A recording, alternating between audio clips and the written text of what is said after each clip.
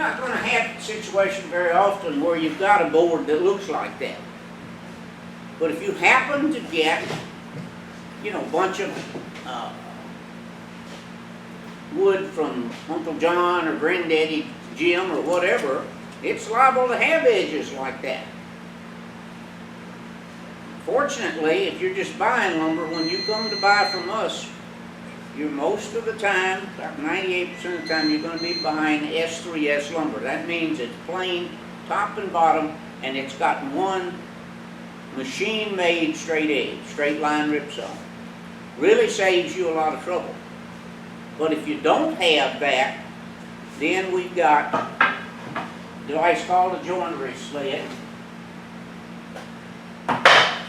And we can clamp that board, and engineers have a horrible, horrible time with this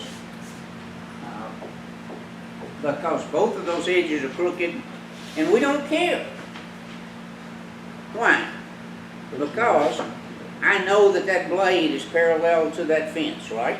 Because I went in there and checked it, and I know it's working. So I've got a known straight edge on this sled.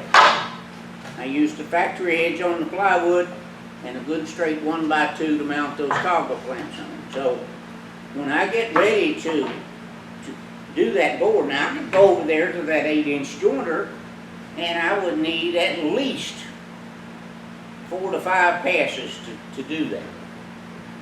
And even then, because of the fact that the board's got big and crooked, my chances of getting a glue-up style edge are pretty slim.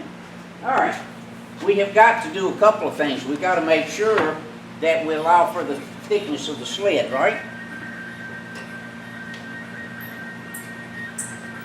You got a reset? So come on up there 1/8 of an inch above that piece of wood.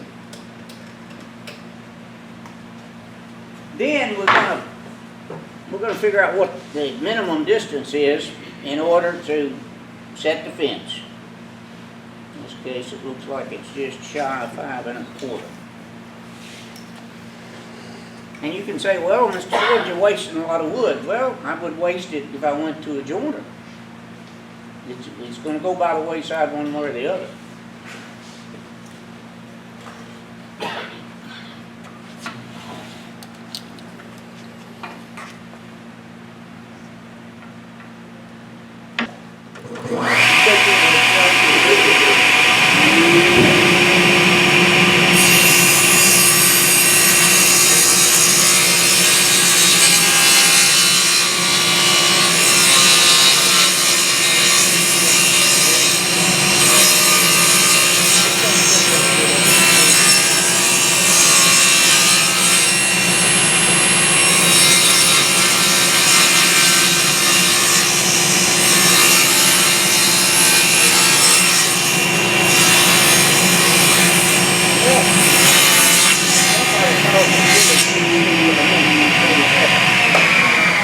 The idea.